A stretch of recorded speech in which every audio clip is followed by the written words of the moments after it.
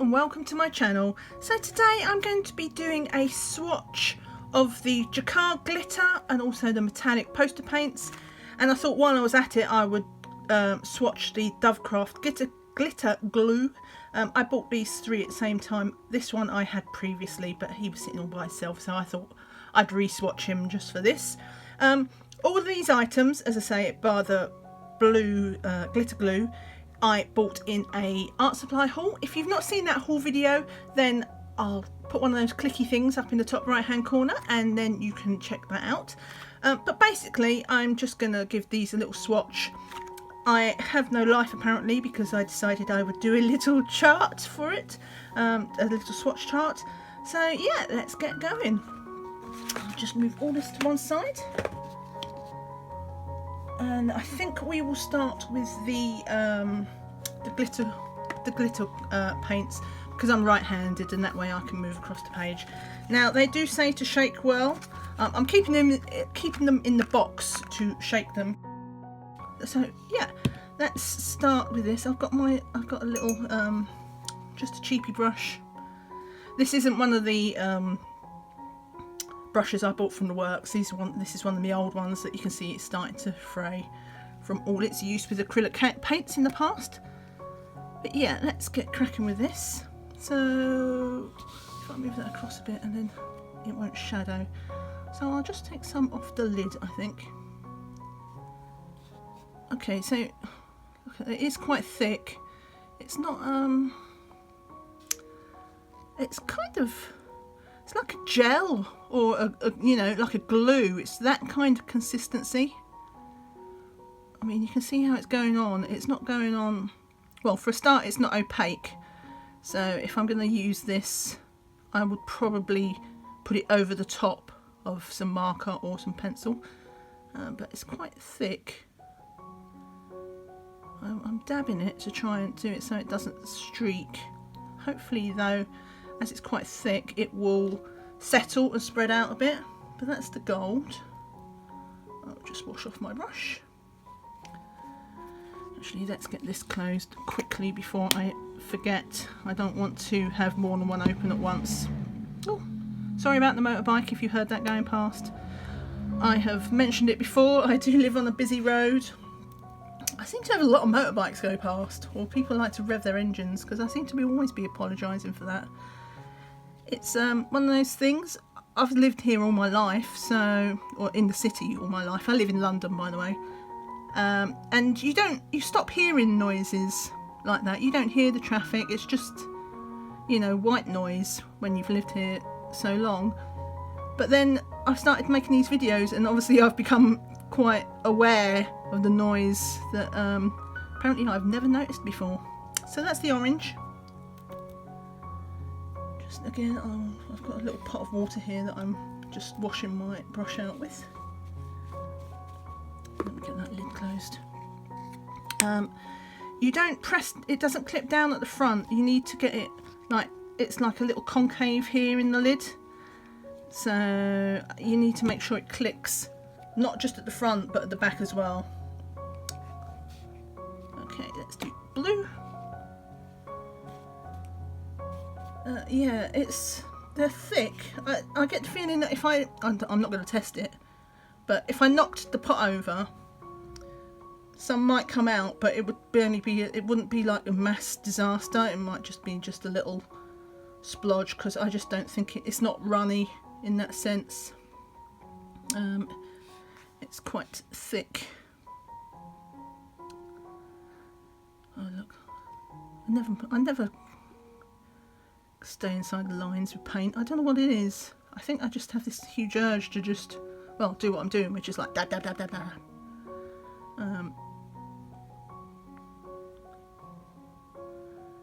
Yeah, I mean I should. Yeah, see, if I do swipe it, then obviously it does move about. So I think dabbing is the way to go, and then I'll rely on the paint just sort of settling, letting gravity take the peaks away. Hopefully, we'll see. Though I get the feeling that because of its consistency, this might be something that takes a really, really long time to dry. I will time it. Once I've done this, what I'll do is I'll move on to the metallics, and then I'll do the DoveCrafts. And then at the end of the video, hopefully at least these will have dried, or hopefully somewhat, and I will bring them up to the camera so you can see, you know, what they're like at the end. So this is the purple. Again, I'm just taking a bit from the lid.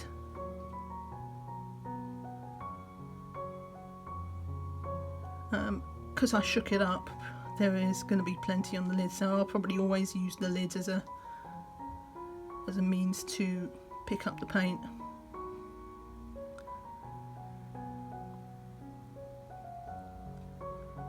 Yeah, it doesn't go on that smooth. It's a funny thing. And if you've seen any of my other videos, you'll know that I'm a bit of a stickler for streaks. Like, it's one of my triggers. So hopefully it won't be too patchy, but as I say, I don't think this will be something I'll be using just over white paper. It'll be, I'll use it over the top of like a light marker or something like that. Right, green. Okay, so far so good. I've not had any disasters. That's the kiss of death, isn't it? Yeah, I've not spilt anything yet. Catapult it across my lap.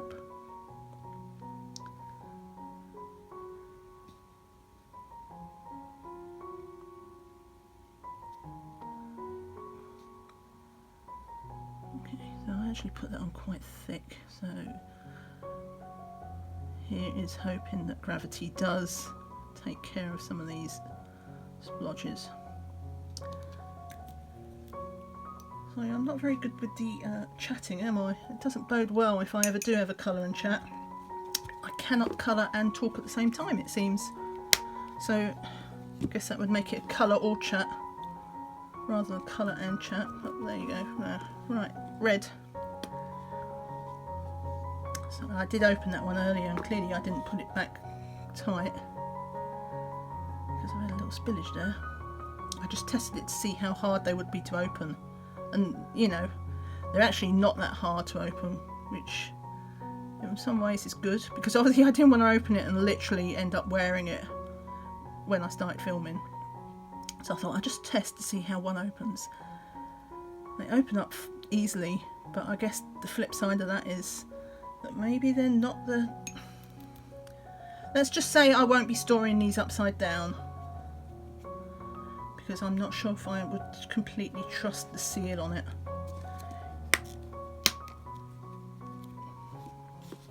I'm just going to wipe that around there just to clean it off.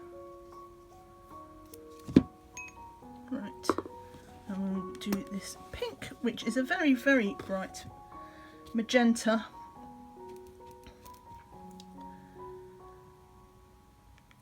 Let's see how that goes.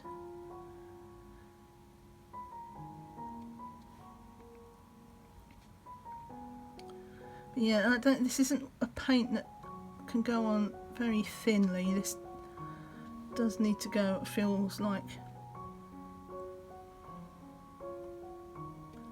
I mean, I suppose I could try it. I might do a test off camera. If I do, I'll let you know. I'll edit it in, but I might try a test with a really thin coat and then try it with a second coat over the top to see how that goes. It might work better. Okay, so that is the glitters.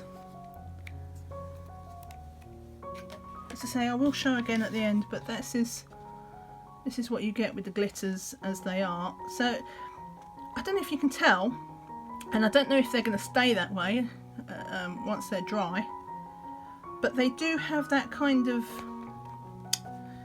They come off the page like a glossy accent. It's got that sort of it sits on top. So, which begs the question: could you use that as a glossy accent in some ways? Maybe if you have wings or something like that, you might want to use that. That would work as a glossy accent, perhaps. Anyhow, that is get on with the metallics now. Okay, let me just wash my brush properly because I don't want any glitter to contaminate the metallics.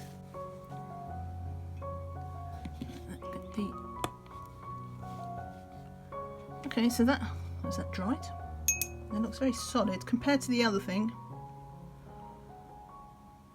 That's much thicker. Look at that. Yeah, look. So that is. Look, you can actually peek that. Can you see that? If I turn it sideways, it's like it's off the page. I don't even know if I could tell. I probably should have picked a better colour than silver to do it with. But it does. This is one that you're going to have to work at to get down, lay down flat, because otherwise you're going to have peaks and troughs in your metallic. But so let's just go with that. Try it that way as well. Doesn't matter if I go over the lines, who cares? We're just testing. Okay, so let's see how that, hopefully that again will, when it dries a bit, it will settle down. So that's silver. But yeah, as you can see, look, that looks almost, I mean that one I'm not scared to put on its side. That is not going to move. That could have been a nasty incident if I'd got that, misjudged that though, isn't it? Yeah, it doesn't spill. Right, okay, so that's, yeah. This is, it's metallic, but it feels like, you know, like if you was painting models and, you know, like little toy models and things like that, or statues where you're actually putting on enamel paint in a way. It's really thick and smooth, way less yeah, I put way too much on the brush there. See if I can smooth it out again.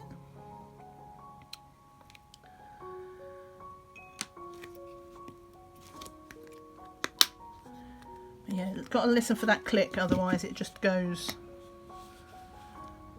it stays open. Hang on, and it's also a bit tougher to get out of my brush. Much more thick.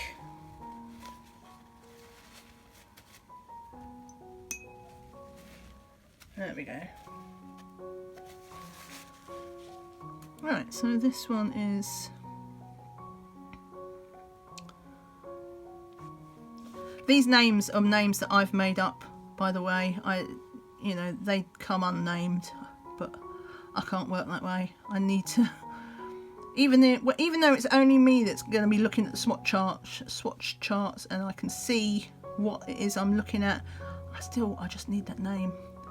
It's a bit weird. I don't even like just numbers. I remember when I got my first set of pencils, which if you've seen some of my completed pictures videos, I used marker raffines quite a lot. Obviously I used them in the beginning quite a lot because that was my first set of real pencils, but I use them quite a lot when I do alcohol markers bases, and then I put in a bit of shading over the top. Then I'll still use my marker raffines to get my money's worth out of them, basically, because I'm a tight bum, basically. Need to get my money's worth, so I use them quite a lot. But they only come, they're a set of 72, but they only come with numbers. I named every single one of them, and they're probably rubbish names. But I couldn't deal with it.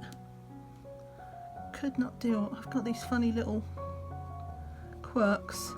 There's some things that just don't bother me at all, and other things it's just like, no, gotta have it, gotta have a name. Right, so that's the metallic blue.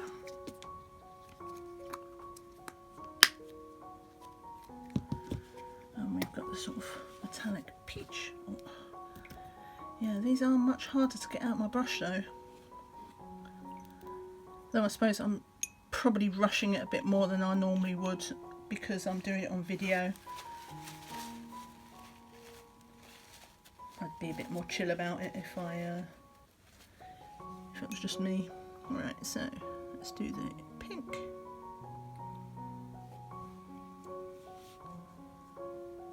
Again, I pick up too much. I need to stop doing that.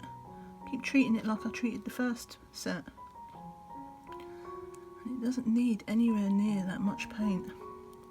But that bodes well as long as it doesn't dry out. I'm not too sure how airtight these pots really are, to be honest. But if they can last, then... What was I saying? Can't even remember what I was saying. But if they don't dry out... Oh yes, that was it. If they don't dry out, then obviously this paint is going to go a long way because you don't really need that much of it. Though as you can see, you can still see the key line through, so they're not opaque. Probably need a second coat, but that's okay. I mean, a lot of acrylic paints aren't opaque.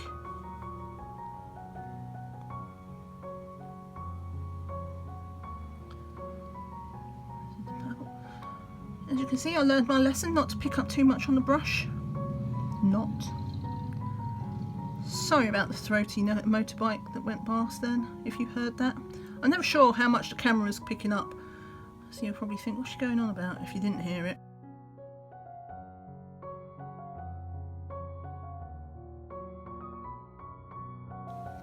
Right, I've tried just a little bit. Because I can learn by the last one. Not to pick up too much paint. See, now I haven't picked up enough.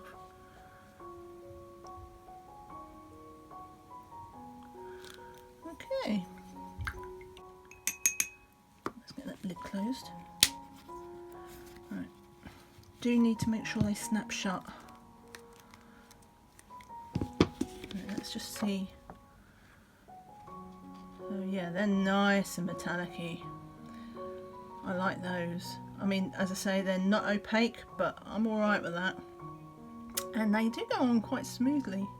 I was a bit worried, first of all, when I saw how thick it was, that I wouldn't be able to get it smooth, but it does lay out quite nicely.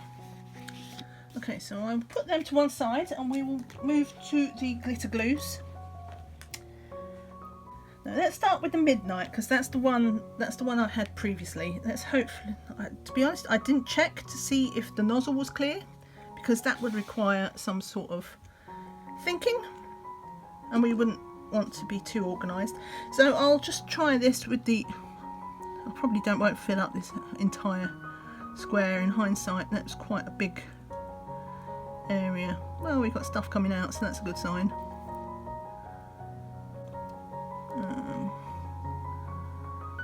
I don't have stickles, so I cannot compare to how the consistency, you know, the texture, the consistency. I'm just going to fill in half of this thing because I made this way too big. I didn't think that one through, did I? That's the Midnight Blue. And now we will do gold. I bought these from a place called Poundland in the UK, but I'm not sure, I think I've heard, you know, DoveCraft, this isn't a Poundland brand. I think DoveCraft are their own brand. I don't know if they sell it in places like Hobbycraft or whatever, but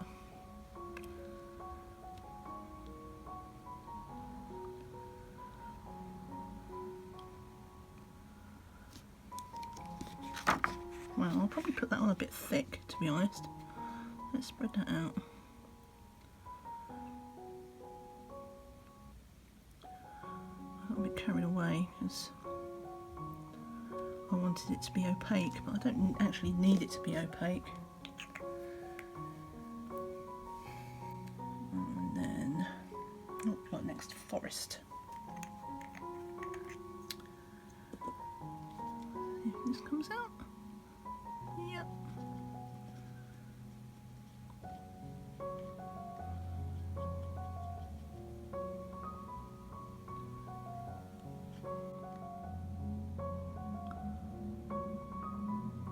that's a nice green.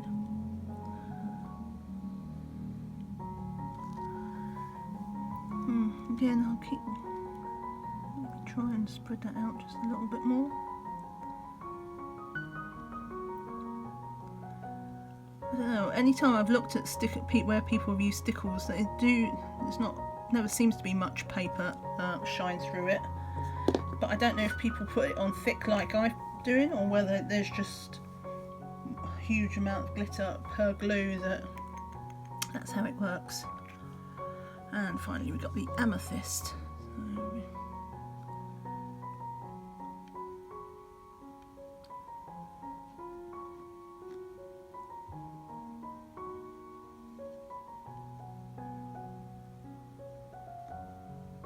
I should just get a stickle, shouldn't I? Just the one, just to try it out.